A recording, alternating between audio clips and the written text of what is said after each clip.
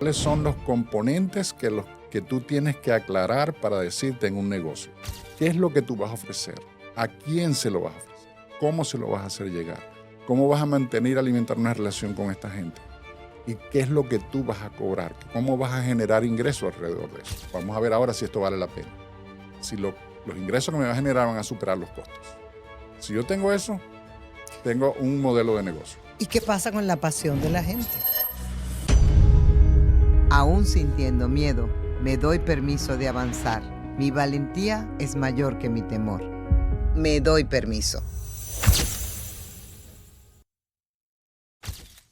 A veces sufrimos de rupturas, cambios bruscos y decidimos o queremos emprender.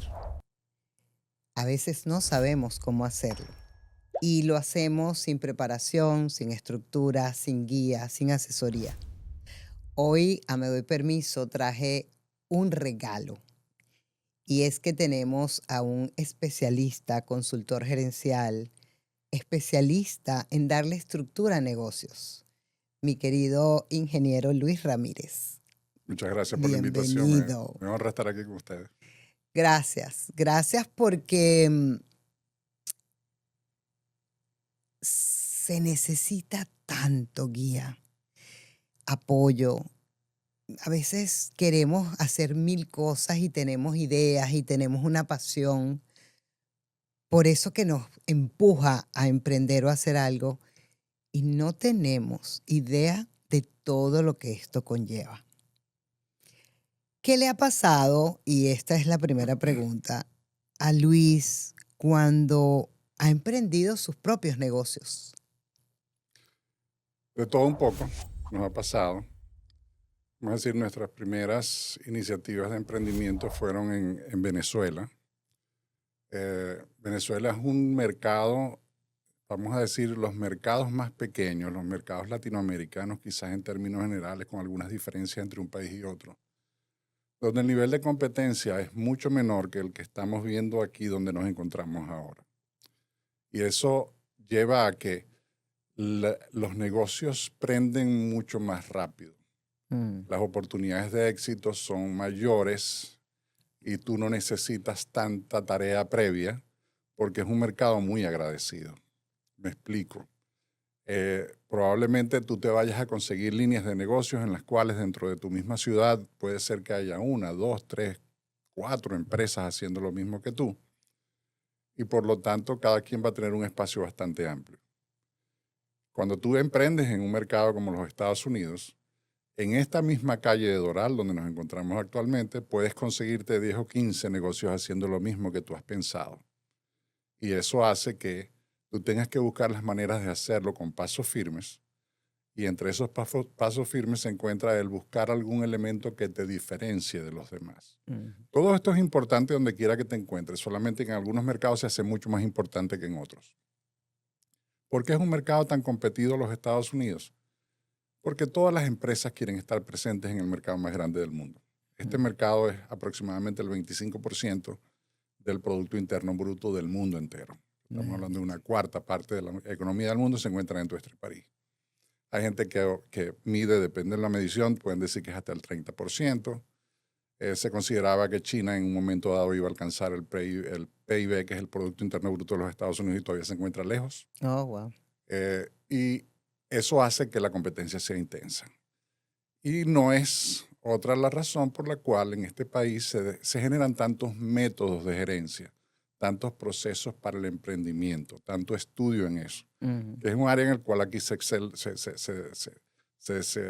destaca mucho los Estados Unidos en la productividad de las universidades y los estudios superiores en las universidades americanas y la investigación en todas las áreas. Entre esas áreas está incluida la gerencia de proyectos, está incluida la gerencia de empresas, está incluida el emprendimiento. Pero ciertamente nosotros emprendimos en principio en nuestra ciudad natal, en Maracaibo, somos de Maracaibo, o yo soy de Maracaibo, Lola realmente no lo es. Lola no es de Maracaibo. No, ella es de Caracas. Ella nació en Caracas, lo que pasa es que creció Reencauchada y estuvo maracucha. mucho tiempo en Maracaibo, sí señor. Su mamá es andina, su papá es de Puerto Cabello, eran de Puerto Cabello y andina, Y ella, el papá, al ser militar, vivió en muchas partes de Venezuela. Maracaibo vivió una buena parte de su vida. Para los que no saben quién es Lola, Lola es su esposa, amiga, querida. Además, tuvimos un podcast con Lola que fue maravilloso. Lo vamos a poner como referencia. Los invito a que puedan verlo porque Lola es una especialista en ponerle orden a la gente en las empresas también. Yo no sé si la van a conseguir como Lola dentro de tus Bueno, clientes, ella porque se llama exacto. Rita. En los bajos mundos la llamamos Lola. En la gente En la familiar. gente familiar, exactamente. Y fue una excelente experiencia en Maracaibo. Luego inicié otra iniciativa en Valencia con un amigo, un muy buen amigo. La vía que tomó la economía venezolana ya la sabemos todos. Algunos de esos negocios cerraron a los 15 o 20 años de estar operando, pero operaron por todo ese periodo de tiempo. El de Valencia, una vez que me vine, que mi socio también tuvo que salir de la ciudad en Valencia para irse a otra ciudad, lo vendimos. Y el negocio, yo en este momento no sé si todavía está operando o no está operando bajo la nueva propiedad. Pero ahí aprendimos muchas cosas. Ahora, ese aprendizaje, cuando nos vinimos a los Estados Unidos, que en principio nos vinimos con una visa para desarrollar un negocio que estaba haciendo con mis socios de Maracaibo, ahí nos tropezamos duro. Y se perdió dinero, se perdió tiempo. Que es lo que le ha pasado a muchísima gente que viene con un capital y... A pesar de la experiencia que yo traía, no solamente en hacer negocios en Venezuela, porque esa probablemente habría sido uno de los menores componentes, sino de lo que es la evaluación financiera de negocios, la planificación y todos estos esfuerzos, me estaba enfrentando a un animal nuevo, que era el mercado americano. ¿Estamos hablando de cuántos años, Luis? Estamos hablando del año 2004. Okay. 2005 en realidad. O sea, hace 20 años. Hace 20 años, exactamente. En ese momento yo me puse a hacer todos los análisis que podía hacer y caímos por un lado donde no habíamos analizado. Fuimos defraudados por una empresa que no tenía lo que estaba ofreciendo, no pudo entregar lo que estaba ofreciendo bajo un esquema de franquicia. Oh, wow. Y ahí, bueno, yo había estado en esto con mis socios allá en Venezuela, los que tenían los negocios en Maracaibo. Hicimos esto, fallamos, aprendimos. Y eso fue lo que me llamó a mí, porque yo había estado trabajando ya de donde yo venía, y además de mi experiencia de negocio, había estado trabajando mucho relacionado con los pequeños y medianos negocios en Venezuela. Es un área que no pareciera estar muy relacionada. Mi experiencia previa es Petróleos de Venezuela. Y tú puedes decir negocios pequeños y medianos en Petróleos de Venezuela, sí, porque en mis últimos años dentro de la corporación yo estuve trabajando en la parte de mercado interno. Okay. Y el mercado interno, sus relaciones son con los pequeños y medianos negocios en el país. Estaciones de gasolina, distribuidores de combustible, distribuidores de lubricantes, clientes pequeños y medianos, igual que clientes grandes. Las grandes industrias de Venezuela eran clientes nuestros. Y la relación la manejaba la unidad que yo tenía a cargo, ¿no? ¿Cuándo dejaste Petróleo de Venezuela? Yo formo parte de la promoción del 2023. Yo digo promoción porque eso para mí fue una escuela, fue un grado. Porque también fue una gran pérdida, ¿no? Fue una gran pérdida, sí. El país perdió una cantidad... ¿23 o 3? 2003. 3, Dije 2023, perdón, sí. 2003. 2003. Sí. Fue una gran pérdida en principio para el país. Cuando la gente me preguntaba a mí o me comentaba qué gran pérdida para el país, yo le decía, bueno, en realidad la gran pérdida no está en esta camada mía que yo salí, profesionales de este orden, está más en los muchachos que nos trajimos. Yo me traje dos muchachos. Que se vinieron para acá, por para supuesto, Estados con Unidos nosotros. también. Yo me traje 2 muchachos en edad adolescente. Esos muchachos se graduaron. Son ahorita ambos unos excelentes profesionales, como los hijos de la gran mayoría de los profesionales expetroleros que salimos del país. Y esa era la generación de relevo. Esa generación de relevo en buena parte está fuera del país. Y ¿Tú no crees que ellos vuelvan, Luis? Era justamente lo que te iba a decir. El arraigo que yo siento por mi país no lo siente un muchacho que yo me lo traje a los 15 años. Ya ellos han desarrollado una vida, están insertos en la economía americana, están en el mundo corporativo, los míos, otros están en el mundo del emprendimiento. Y difícilmente esa juventud regrese a Venezuela. Yo Sí, sí te entiendo. Yo digo que los míos también tienen mucho tiempo aquí porque Gustavo Adolfo mío está desde que tiene 16 años y tiene 40. Bueno, Sin embargo, añora Venezuela, no creo que se devuelva tampoco, pero a ver, y quizás no, nos desviamos, que no es un desvío, es cómo afecta todo el cambio que por lo menos a ustedes les tocó, a Rita y a ti, en venirse para acá, en ajustar negocios, pérdidas y todo lo que les ha pasado, y cómo afectó a los muchachos. Pero de alguna manera, ¿cómo reubicamos todo eso para tanta gente que lo ha sí, vivido? es correcto, es mucha gente. En Ujú. principio fuimos una camada de profesionales expetroleros, pero ¿cuánta gente ha salido del país? En este momento se está hablando de 8 millones, un poco más de 8 millones de Mm, personas que han salido del país. mm, En muchos casos gente joven que se fueron por sus propios medios. Sí. En este fuimos impulsados por una persecución política que nos impuso y tuvimos que ir a buscar vida en otros lados, porque se Ujú. nos prohibió trabajar con cualquier otra empresa en Venezuela. Y eso es un peso muy grande en la sociedad venezolana, en el país, porque los países necesitan relevo, necesitan esas Total. generaciones de relevo. En el punto donde yo me encuentro, mis hijos están ahorita en los 30, 40 años. Esa es la etapa más productiva de una persona, de un profesional. Totalmente. Y ellos difícilmente, yo no puedo decir que no, pero difícilmente se vayan a restablecer en Venezuela. Tienen hijos aquí, tienen matrimonio aquí con americanos, ¿me entiendes? O sea, A hay lo una mejor nos inserción. sorprenden nuestros A hijos. lo You mejor, never know, como dicen por a lo ahí. mejor nos sorprenden, sí. Y Mira, bueno, ¿cuál es la pérdida que tú, como profesional, como padre, como ejecutivo, empresario, eh, cuál crees tú que es la pérdida más grande de una persona que, como tú, tiene que separarse de una misión tan grande y tan importante como la que tú tenías en Petróleos de Venezuela y con tus empresas en Venezuela, con tus negocios? Cuando tiene que mudarse, migrar y volver a empezar montando negocios y además pierde. ujú, O sea, hay varias pérdidas. ujú, Jerarquizarlas podría ser un poquito difícil. Hay muchas que son muy tangibles y muy pragmáticas.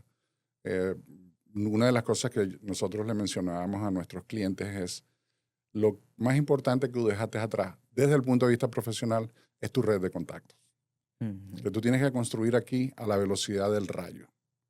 ¿Por qué? Porque tú creciste en un ambiente donde la gente que creció contigo, la gente que estudió contigo, la gente que se graduó en la universidad contigo, van creciendo junto contigo en diferentes niveles de empresa. Hay médicos, hay abogados, hay ingenieros a quien tú puedes acudir para apoyarte en resolver alguna situación. Por ejemplo, para emplear a tus hijos o para ayudarte a sus hijos a conseguir empleo. O para resolverte un problema de salud o para resolverte un problema legal. claro. Cuando tú sales de tu país, tú llegas a un sitio donde estás en blanco. Y ahí tienes que comenzar a desarrollar tu red de contactos. Esa es una pérdida, pero no creo que sea la más importante en realidad. Red de contactos, perdona que te interrumpa porque me encanta meter este término que es muy de Rita, que es lo mismo que capital relacional. Totalmente, Ok, totalmente. ok, Aquí tienes que construir el capital relacional ok. nuevamente. Mm.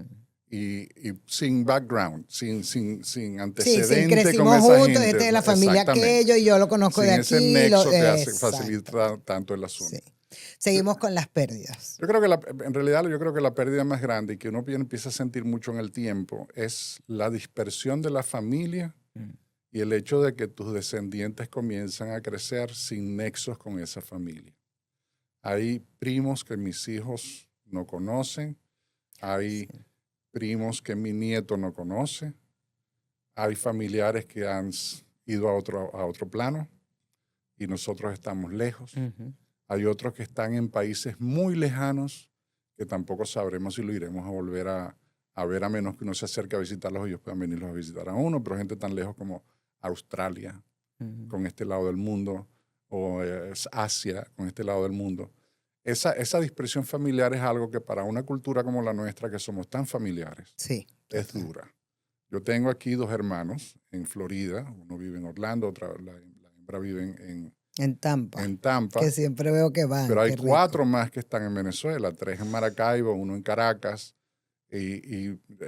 Con frecuencia nos sentamos en el escenario y decir, ¿cuándo los podemos volver a ver? Si nosotros no podemos ir en este momento para allá y ellos no pueden venir para acá. No, hubo un tiempo que venían con frecuencia, pero desde los últimos 10 Todo años eso eso cambió. se ha cambiado. Sí, Exacto. sí, sí. Y fíjate que qué bueno que traes ese tema, Luis, porque en estos días tuve una charla, me invitaron a dar una charla sobre el tema de la migración, sin que tengamos que entrar en todo el tema político y nada, porque no es ese el caso. Pero,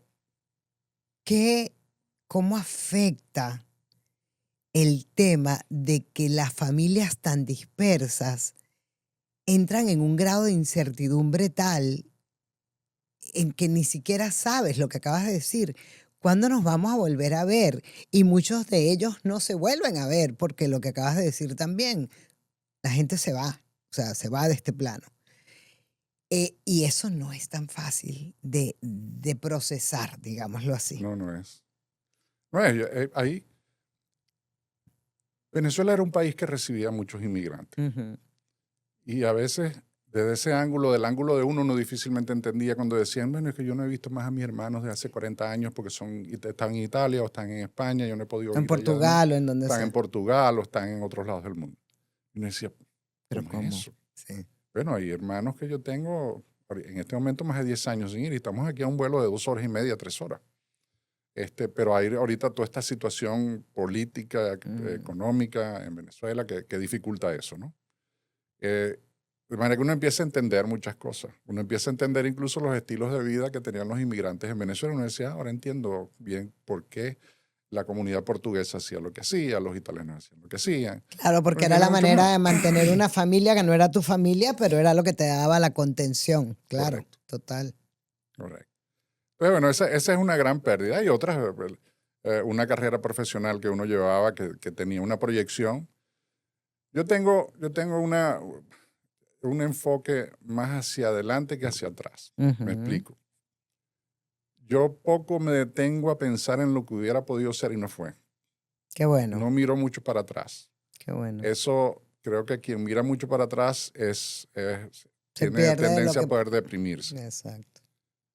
Pero yo miro mucho para adelante y eso causa ansiedad. A mí me preocupa mucho el futuro, ¿no? Ujú. Y eso viene ligado a la inclinación que yo he tenido en mi vida profesional de ser un planificador. Mm, El planificador tiene que mirar para adelante. sí. Y a veces uno no se puede quitar ese sombrero Esa de planificador en tu cachucha vida de personal. planificador, Exactamente, sí, sí. sí. Entonces, sí, mi ocupación está más hacia adelante, o mi mente se ocupa más hacia adelante que de lo que ha podido pasar. A veces los hijos me preguntan, papá, ¿qué hubiera sido si nosotros nos hubiéramos? Digo, nadie sabe, porque tú llegas a puntos en tu vida donde tomas una bifurcación. Y cuando estás en el camino que escogiste, tú no puedes saber jamás si el otro camino hubiese sido mejor, porque no lo has vivido.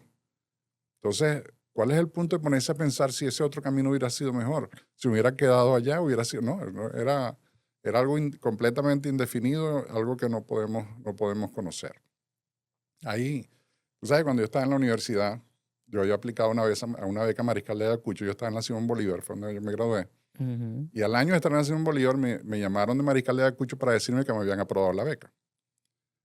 Y entonces el planteamiento fue que yo me fuera o a Francia o a Canadá francesa, Ujú. a Quebec. Y le digo, ok, yo quiero pensar esto. Me dice, no, lo tienes que decir antes de salir de aquí porque esto es para salir dentro de 3 o 4 días. Era muy inminente. Imagínate, era así de Entonces mi inmediato. respuesta fue no me voy, me pareció. Y a veces me pregunto, ¿qué hubiera sido en mi vida si hubiera ido a Francia?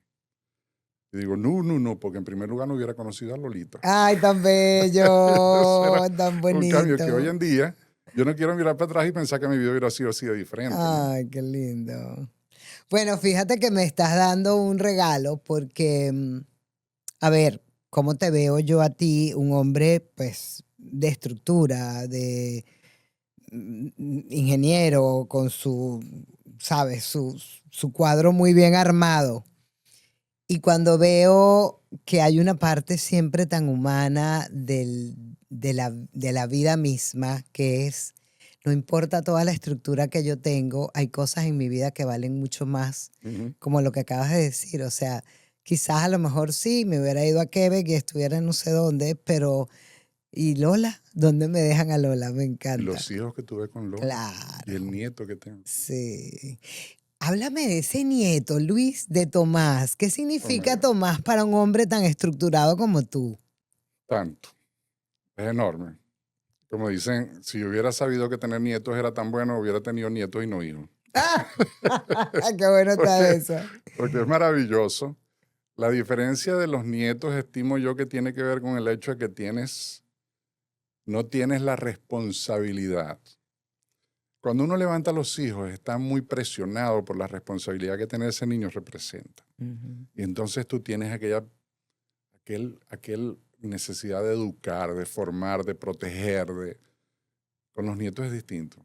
Es distinto. Tú puedes disfrutarlo y no tienes que educarlo. La educación que se encarguen los Ojo, padres, pero sí lo reprender lo es. que se encarguen los Pero padres. sí los educas. Yo he Claro. visto videos tuyos que me han encantado y te voy a hacer referencia a uno que me encantó. Un día que le estabas enseñando a Tomás a manejar tu carrito de golf. Ajá. Y yo dije, Dios, o sea, a mí me pareció como de oro ese video, porque además es ese abuelo con tanta entrega, pero a la vez con tanta educación, porque sí estabas educándolo, estabas diciéndole cosas y además dándole tanto poder a un niño que estaba diciendo, yo estoy respaldado por o sea, ¿qué más Sí, necesito? sí, sí. Eh, con él hay muchos momentos llenos o sea, valiosos, de oro, como dices tú, que he disfrutado muchísimo, ¿no? Y, y Dios me ha dado la oportunidad de estar cerca de él.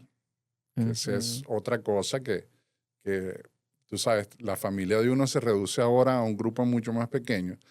Mi familia en Venezuela era una familia muy grande. O sea, nosotros somos 7 hermanos. Y de ahí en adelante tú puedes sacar la cuenta de tus primos que son otros tantos. Y el otro primo que son otros tantos. Entonces tu familia es enorme. Cuando tú tenías que reunirnos allá vas como hacer para invitar a todo el Te mundo. entiendo perfecto Porque porque así es era, mi familia, sí. entonces, aquí el mundo es mucho más cerrado. Porque bueno, aquí en Miami y los amigos que se vayan convirtiendo en familia tuya. Ujú. Y bueno, mi familia de Tampa y mi familia de Orlando. Y por supuesto, tener a Tomás cerca es algo sumamente valioso. A mi hija cerca. El hijo varón vive en Carolina del Norte. La hija sí vive aquí. La hija es más helicóptero. La hija está más pendiente de uno y Claro. tal. Y ahora ya, bueno, tiene su ancla ahí con su hijo aquí en Miami, en la ciudad de Miami, ¿no? Y eso, bueno, si en algún momento uno tiene que decir moverse a otro lado, ese es un ancla que uno tiene ahí que es enorme, ¿no? Sí, señor. Yo lo he pensado también.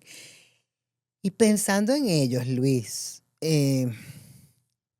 ¿qué quisieras tú dejarles a ellos, sobre todo de lo aprendido en todo este tema de cómo resurgir? Porque me gusta usar esa palabra que me llega ahorita, que es resurgir. ¿Cómo resurgir en este país después inclusive de haberte venido con una idea, con un plan que al final fue no sé si la palabra cabe, pero descalabro, porque se te caen las cosas? ¿Qué te gustaría dejarle a tus hijos y a los hijos míos y a todos los muchachos de esta edad, de lo que se debe y no se debe? Mi padre nos decía, lo que yo les voy a dar a ustedes es educación. Ujú. Y eso hizo, nos dejó educación. Nos dejó la caja de herramientas con la que salir adelante. Ya mis hijos la hija hembra tiene 40 años por cumplir, todavía no lo ha cumplido. Si me escucha, si no publica esto después del matrimonio, me va a regañar. Estamos igual. Después del cumpleaños, pero no del Ah, matrimonio. Si no lo publica después del cumpleaños, nos va a regañar. Ella ya es una mujer de 39 años, ya va a cumplir 40, el hijo es de 37 años. Ellos están insertos, como te dije, en el mundo profesional americano, graduados, posgraduados aquí en los Estados Unidos. Están encaminados. Eso nos llena de orgullo, a Rita y a mí, a Lola y a mí. Y de satisfacción de verlos en ese camino ya, ¿no? A veces le echamos broma y decía, ahora son ustedes los que nos tienen que encaminar a nosotros. Ah, No sí, a nos quiten la veces vista, sí. no nos pierdan de vista.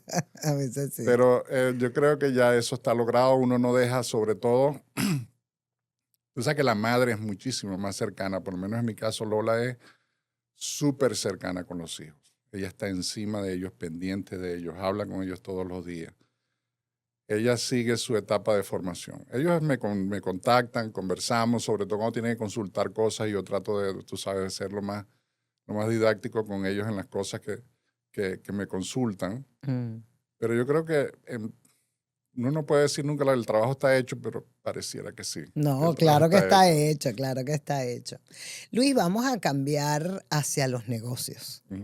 Y me gustaría, porque estuvimos hablando antes de comenzar el programa de cuando muchachos como los nuestros, y lo digo de esta manera porque tenemos el mismo caso, yo tengo uno de 40 años y una de 37, empiezan a pensar en emprender. Hablemos de mujeres, imagínate Mariel y la mía emprendiendo.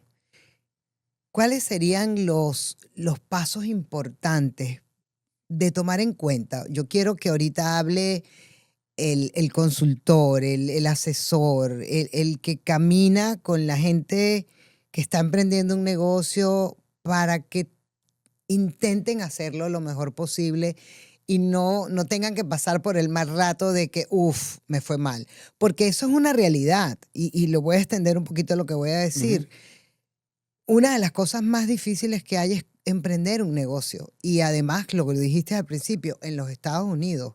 Entonces, ¿qué es lo que tenemos que tener en cuenta? ¿Qué es lo que debemos hacer para evitar o para buscar el mayor éxito posible, la mayor asertividad posible? Para reducir el nivel de riesgo con el que estás emprendiendo. Esa es la palabra. Mira, la tarea previa. En una oportunidad, hace ya algún tiempo leí algo que decía, si tú quieres construir torres altas, tienes que cavar fundaciones profundas. Tienes que hacer las bases bien profundas. El hacer las bases de una edificación es como la planificación previa a iniciar tu negocio. Es hacer la tarea previa. ¿Qué constituye o qué forma esa tarea previa? Aspectos como, déjame ver cómo voy a definir lo que yo voy a hacer. Déjame ver cuál es el mercado al cual voy a ir.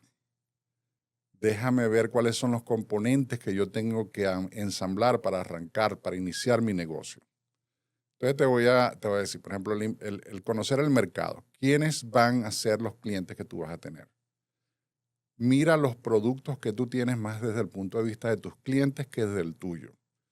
Los que somos ingenieros tenemos con frecuencia el pecado de decir, ¿sabes que yo puedo fabricar esto? A mí me parece fabuloso, yo voy a salir a venderlo porque yo creo que mucha gente va a disfrutar o se va a beneficiar de esto. Tú estás pensando desde el punto de lo que tú pudiste hacer. Tú no estás pensando desde el punto de lo que la gente en realidad necesita. Cuando tú lo haces al contrario, tú vas a ser mucho más acertado en ofrecer al mercado un producto que de verdad la gente va a estar interesada en comprarlo. ¿De qué tamaño es ese mercado? ¿Quiénes están interesados en comprar tu producto? Si tú, por ejemplo, le vas a vender un producto, cualquiera que este sea, un aparatico, a la gente que puedas tener y que tú empieces a definir como, mira, yo voy a venderle esto a personas que tengan más de 50 años de edad, que estén ubicados en la zona de la Florida, ¿cuáles son las necesidades de esta gente? ¿De qué cosas padecen o qué dolores, como se utiliza comúnmente en el argot del emprendimiento, cuál es el dolor que tú le vas a ayudar a resolver a esta persona? Porque si tú tratas algunos dolores a esa persona, tú tienes una buena oportunidad de empezar, pero tienes que conocer a la persona. Claro. Pues no todas las personas de más de 50 años tienen los mismos dolores o necesidades o en orientación. O sea, ¿cuál es lo que tú vas a resolver? Entonces existen métodos para, además de definir tu segmento y el mercado al cual que tú vas a atender, para poder definir cuáles son los componentes que tú tienes que aclarar para decirte en un negocio. Eso se llama el modelo de negocio.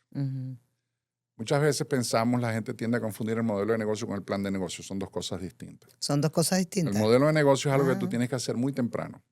Y yo te voy a decir, hay una herramienta que utilizamos muchísimo que se llama el lienzo o el canvas. Probablemente lo conozcamos incluso en español más como el canvas. Esa es una imagen gráfica que tú defines con 9 componentes. ¿Ok? Y tú empiezas a definir qué es lo que tú vas a ofrecer, a quién se lo vas a ofrecer, cómo se lo vas a hacer llegar, cómo vas a mantener y alimentar una relación con esta gente, y qué es lo que tú vas a cobrar, cómo vas a generar ingresos alrededor de eso. Por otro lado está todo lo que te habilita. ¿Cuáles son las actividades claves que tú debes realizar para poder cumplir con esto que está aquí de este lado del cliente? ¿Cuáles son los recursos claves que tú necesitas? ¿Cuáles son las alianzas claves que tú necesitas para poder cumplir con ese cometido? ¿Y cuánto te va a costar eso? Y una vez que tú tengas esas dos cosas de costos e ingresos, tú vas a decir, vamos a ver ahora si esto vale la pena. Si los ingresos que me va a generar van a superar los costos. Si yo tengo eso, tengo un modelo de negocio. ¿Y qué pasa con la pasión de la gente? O sea, a ver, y te lo digo porque yo me veo ahí, ¿no? O sea, Claro. ¿el modelo de negocio puede matar la pasión por lo que te gusta hacer? No, porque tú vas a hacer una oferta al mercado y esa oferta es la que va a estar ajustada a tu pasión y va a estar ajustada a las necesidades del mercado. Tú puedes tener una pasión, pero si tú no tienes quien te la compre, no tienes un negocio, tienes una pasión. El modelo de negocio es lo que justamente hace que tu pasión se pueda convertir en un negocio viable y rentable. Me encanta. Porque tú puedes salir con algo bellísimo y súper atractivo y lo quieres regalar. No tienes un negocio todavía. Aunque hay muchos negocios que operan bajo un modelo que es así. Ejemplo, las redes sociales. Tú pagas algo por una membresía en Facebook o Instagram. No pagas. No. Ellos hicieron eso. Tú eres un disfrute. Tú disfrutas eso de forma gratuita. Los ingresos los estás generando de otra manera. Ellos al final descifraron cómo era que iban a generar ese ingreso. Porque ellos al principio no estaban generando ingresos. Al principio crearon comunidades gigantescas, la gente se interesó y dijo, si esta comunidad es tan grande, yo voy a hacer dinero con esto, aquí vamos a encontrar algo. Claro. Entonces, tu pasión te debe dirigir hacia algo que con lo que tú puedas generar valor. Si tu pasión no genera valor para un segmento de la población que está dispuesto a pagar un dinero que te compense los costos de esto, tú no tienes un negocio. ¿Okay? Lo entiendo perfecto. Pero generalmente todo esto va alrededor. Tu propuesta de valor nace de una pasión que tú tienes.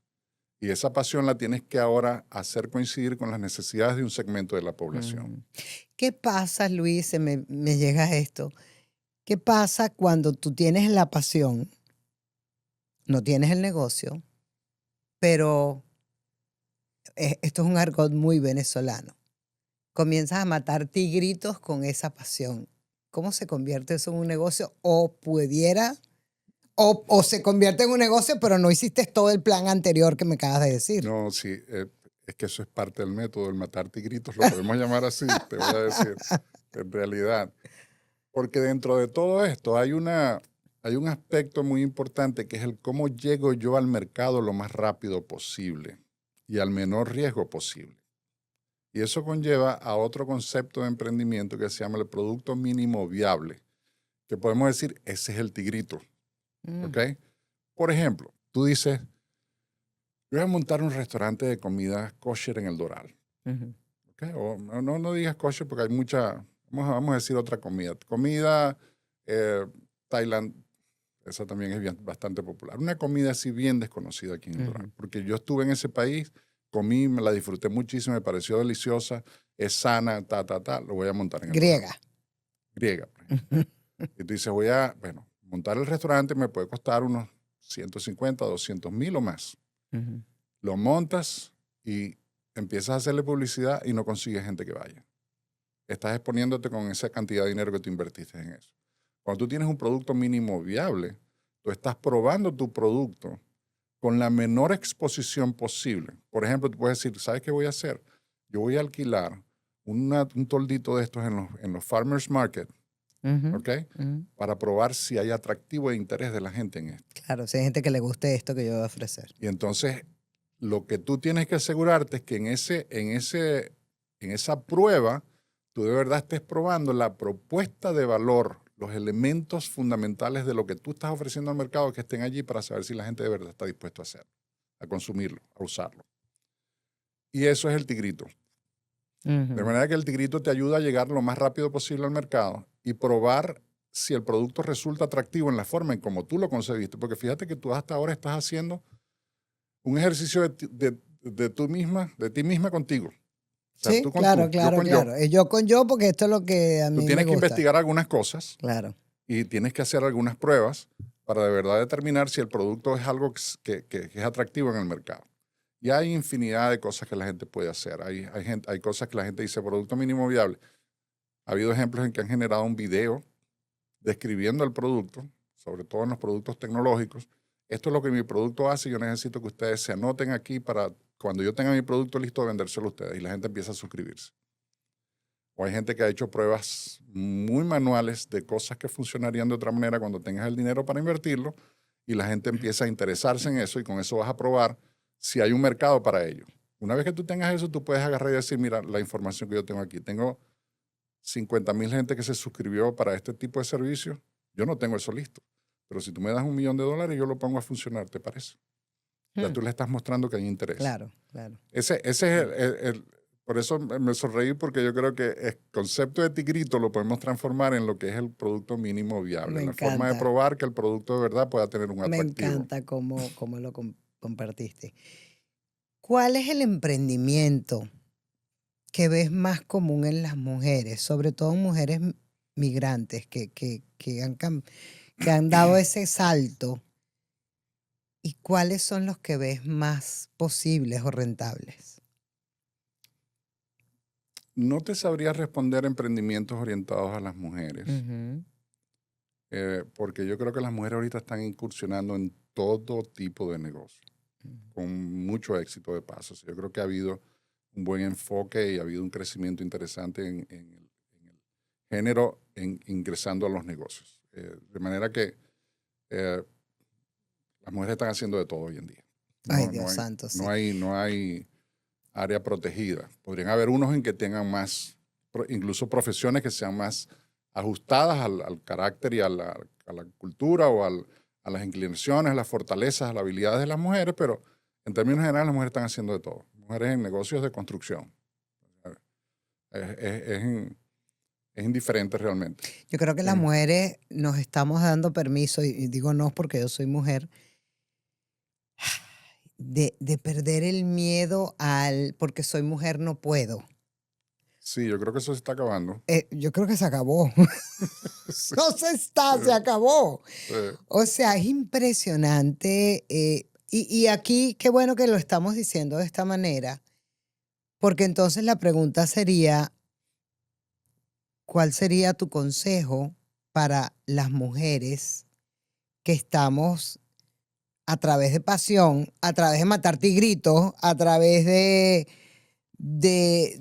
buscar sustento? Porque a veces es que no te queda otra que salir a resolver cómo le vas a traer comida a tu casa a los muchachos, punto. O cómo vas a mantener a tu mamá que te la trajiste, o a la familia, o seguir manteniendo los que tienes por allá. O sea, ¿cuáles serían tus consejos? Mira, la mayoría de las habilidades de emprendimiento surgen de una habilidad que yo tengo, que yo quisiera ver cómo la puedo explotar. ¿Ok? Una pasión que yo tengo, que yo quiero saber cómo la puedo explotar. Y muchas veces una necesidad que a mí se me presentó y no la pude satisfacer, y yo creo que aquí hay una oportunidad. En cualquiera de estos tres casos, tú tienes que seguir el proceso que te he descrito. Tú tienes que encontrar si de verdad hay un mercado que está interesado en eso que tú estás definiendo, ¿no? Y en el caso en términos generales de las personas, la labor está en qué es lo que yo puedo hacer. Porque si yo, por ejemplo, ya tú más o menos sabes mi perfil. Soy ingeniero, tengo una vida corporativa, etc. Tú me ves como yo soy físicamente y de pronto yo voy a decir, voy a montar una peluquería. Yo no creo que yo soy la persona que pueda traer gente a ir a una peluquería. Entonces, yo debo buscar otra área donde yo pueda tener un poco más de oportunidades y que yo pueda utilizar las habilidades que yo tengo hoy en día.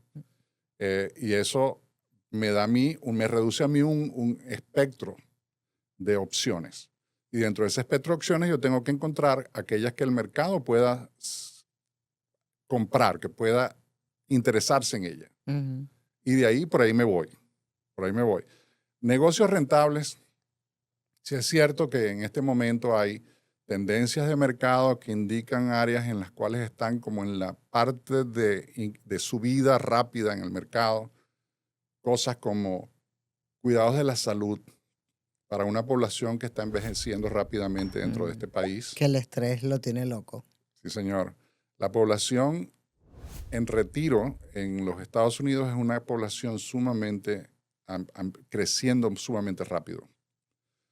Si tú estás hablando de tendencias para comidas más saludables, igualmente la población, no necesariamente la población más adulta, pero hay un grueso de la población con capacidad adquisitiva que están dispuestos a pagar más dinero por una comida que represente, que sea orgánica, que sea más sana, que sea menos agresiva contra tu cuerpo, contra tu salud. Que le dé ¿Ok? más oportunidad de extender la vida, una Exacto. buena vida, no una vida, una buena vida.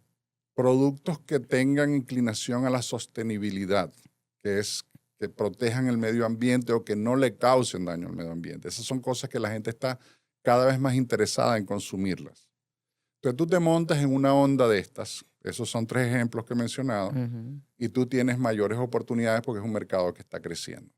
Si tú te vas a montar en el mercado, decir, voy a montar una distribuidora de vinos, por ejemplo, bueno, tú te estás metiendo en un mercado que es altamente competido y te estás metiendo en un mercado que, por las lecturas que he realizado, está decreciendo.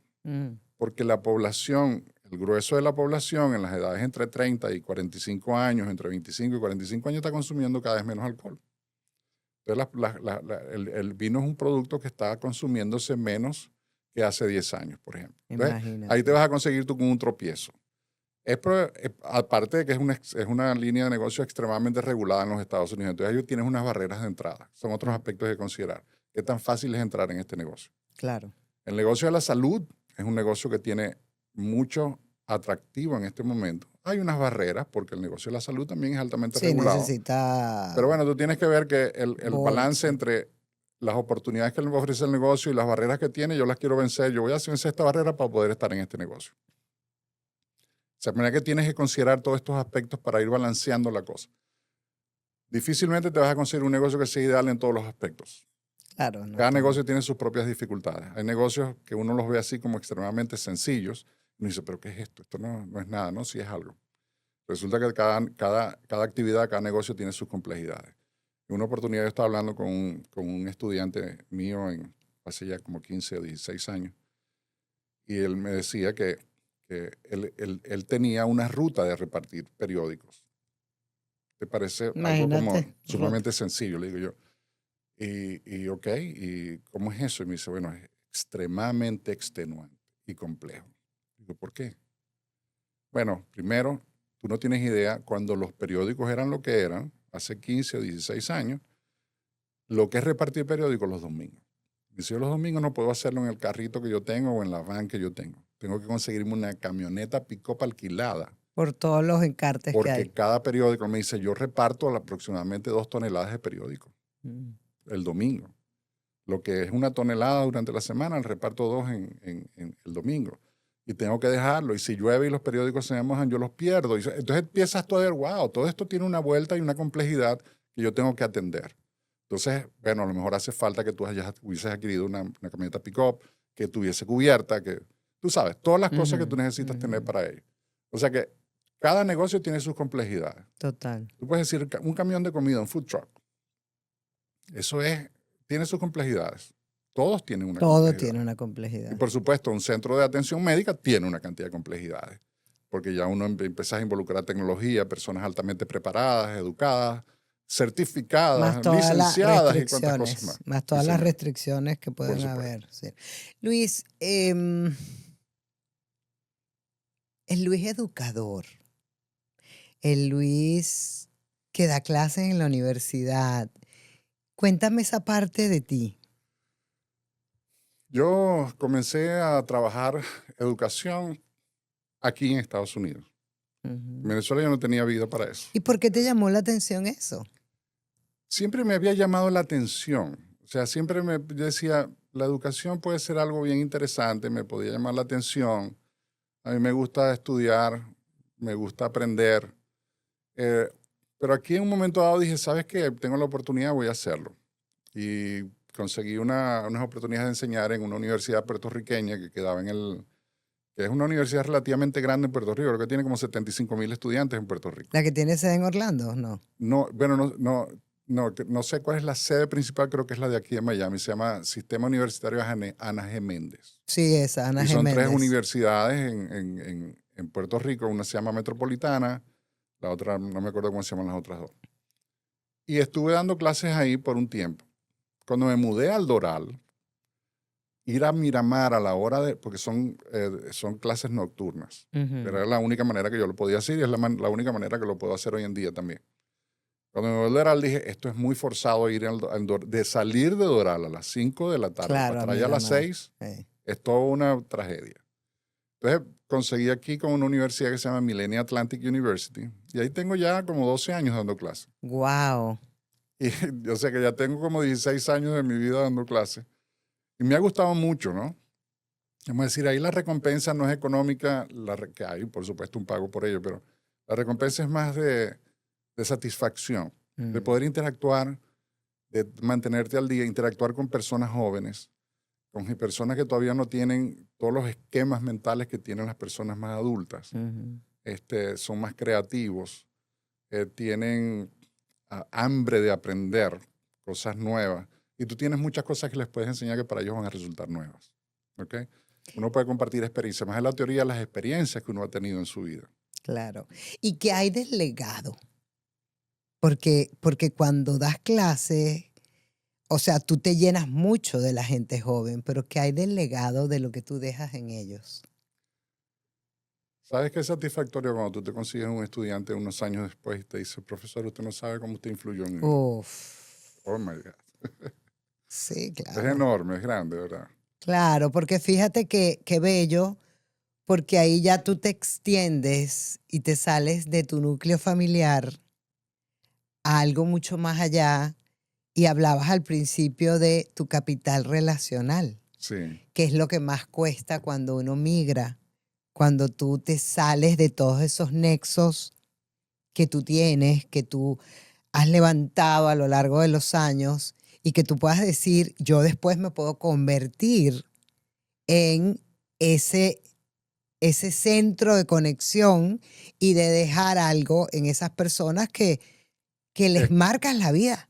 Es una oportunidad valiosa, sí.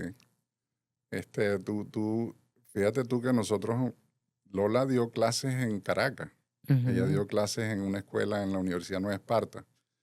Y por mucho tiempo, como ella daba clases en la escuela de turismo de esa universidad. Nosotros nos conseguíamos estudiantes de ellas en hoteles, en aerolíneas, en restaurantes, gerenciando restaurantes. Y siempre había la oportunidad de alguien que salía y, profesora, ¿cómo está usted? Y tal, y no sé qué cosa, no se preocupe, le vamos a brindar un postre o le vamos a dar un acceso, por agradecimiento, ¿no? Sí, es interesante desde ese punto de vista, sin duda. El solo hecho de tú saber que puedes marcar una vida o marcar el camino de alguien para tomar decisiones conscientes. Y hay experiencias que tú has tenido que tú probablemente las tienes ocultas o no porque no, tú dices, bueno, ¿cuál es la relevancia de esta experiencia? Cuando tú la compartes con una persona que está en ese proceso de aprendizaje, tú dices, wow. Tenía que verle los ojos cómo estaban de atentos cuando yo les estaba describiendo esta experiencia o esto que me pasó o esto que viví, incluso esta falla, este error que cometí. Es importante, realmente es algo muy valioso. Sí. Tú sabes que una de las cosas que he aprendido es que la gente no recuerda cuánto dinero, cuántas cosas o cuántas, en términos de negocio, sino lo que tú le hiciste cambiar en su vida, lo que tú marcaste con alguna razón. Y yo traigo a colación ahorita mi hermano, que en paz descanse. A mí me impactó mucho ver, mi hermano se murió muy joven, de 65 años, y a mí me impactó mucho en su funeral ver la gente lo que guardaba de él. Todo tenía que ver con lo que él los había educado, con lo que a él les había compartido su conocimiento, su experticia, mira, yo lo hice así, a mí me fue mal aquí, a mí me fue bien aquí. Al final eso es lo que nosotros dejamos guardados en el corazón del ser humano, porque es que no te llevas más nada. Sí, muchas veces uno lee que uno debe pensar en cómo quiere ser recordado, ¿no? Y es de verdad algo que te reta. ¿Sí? ¿Cómo quieres ser yo recordado? ¿Cómo quieres ser recordado tú? Vamos a Te dije que aprovechar. eso era un reto. No, pero aquí Entonces, es me doy permiso. ok, te das permiso. Pero yo quisiera ser recordado como una persona que es honesta, no soy egoísta, que le gusta ayudar a la gente, que adoro a mi familia, Qué bello. que sepan mi familia que yo los adoro.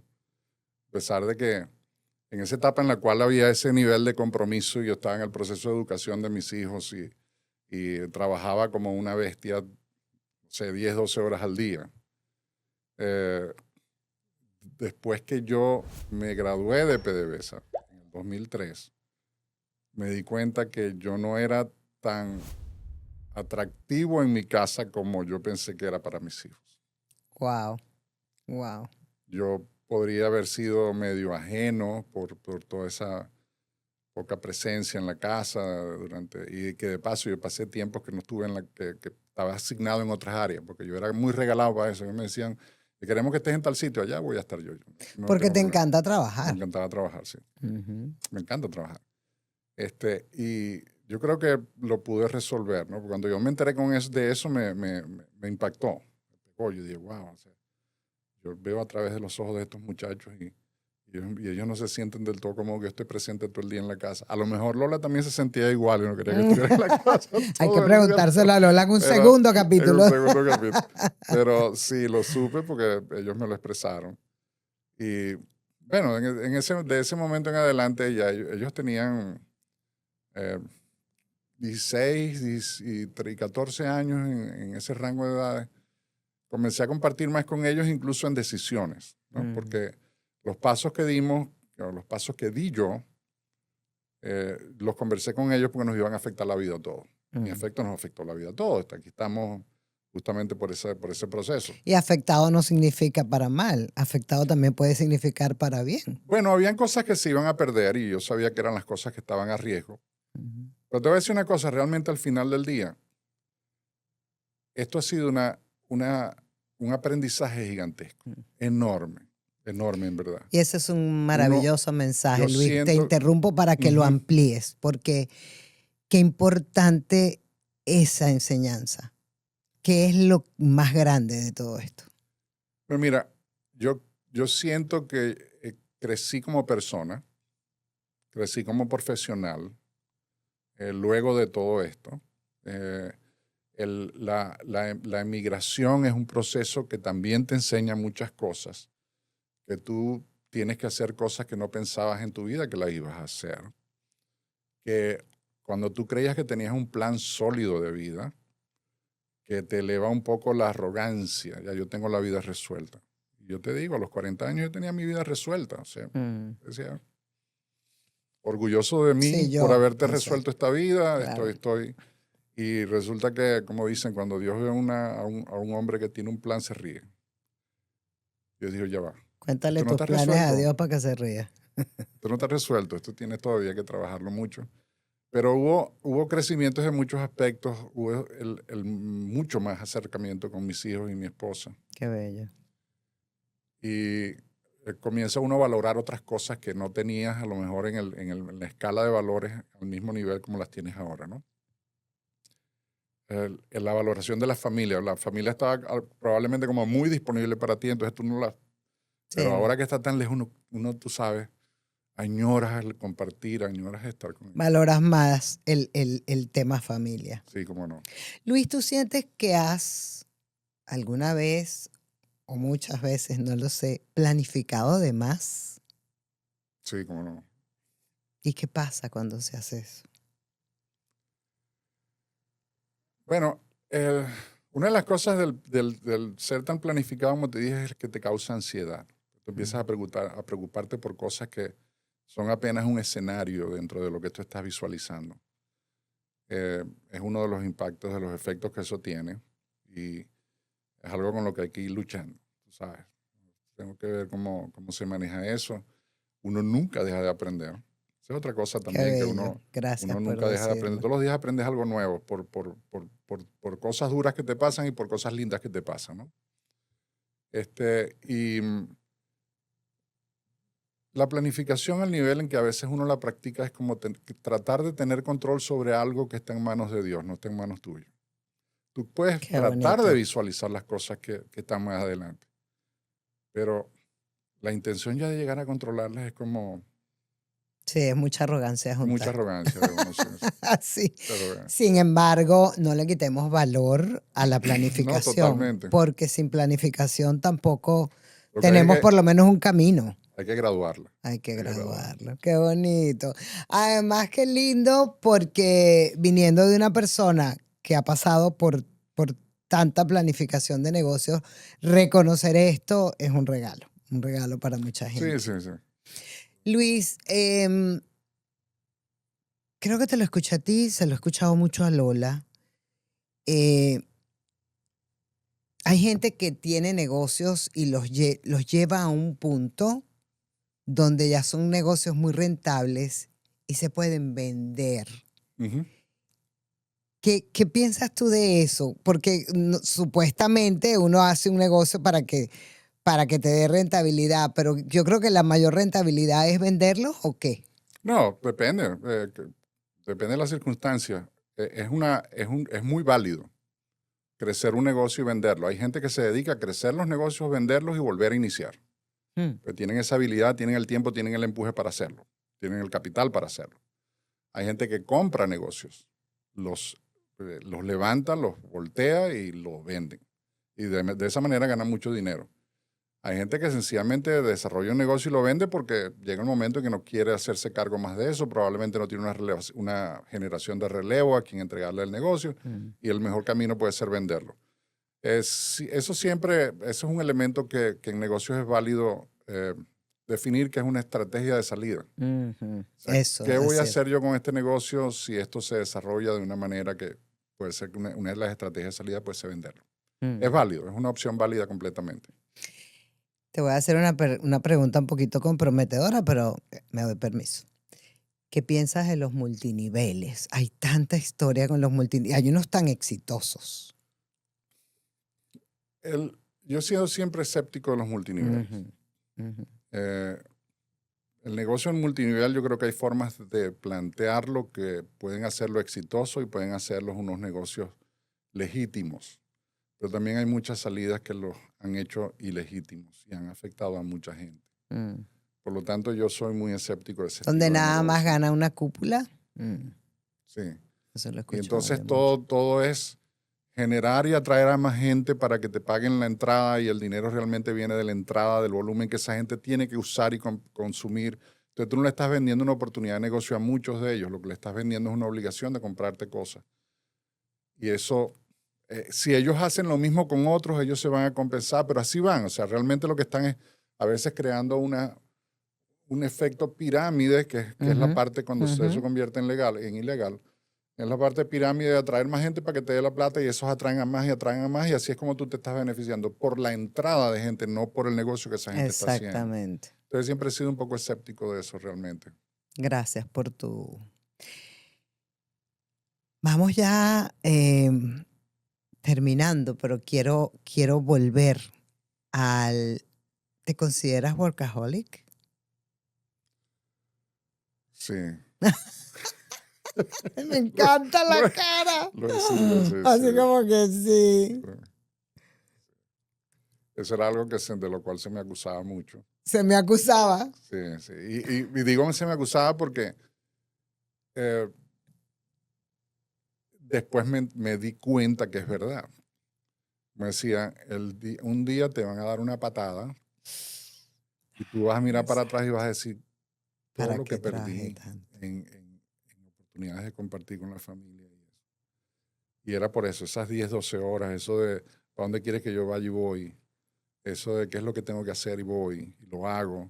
Me creó una carrera, sin duda. Me dio oportunidades y crecí y gané y teníamos un ingreso cómodo, holgado. Todo eso es cierto, pero no veía bien lo que estaba sacrificando en ello. Y esa patada está relacionada con tu graduación de las Con mi petroleras. graduación de la PDVSA. Me encanta esa manera de verlo, mi graduación de las petroleras. De repente yo soy de la promoción 2003. Yo creo que tú te graduaste y te lo voy a decir en público porque es lo que veo, de un gran hombre, de Sí, un muchas gran gracias. papá, de un gran abuelo y de un gran educador en lo que te has convertido. Y yo te invitaría a que te des permiso de seguir por ahí porque ya el camino lo hiciste, ya lo que tienes es que seguir dejando legado y disfrutando tu vida. Y Es bonito pensar en eso. Muchas gracias por tus palabras. así te veo, así te veo. ¿Qué le falta a Luis Ramírez por darse permiso?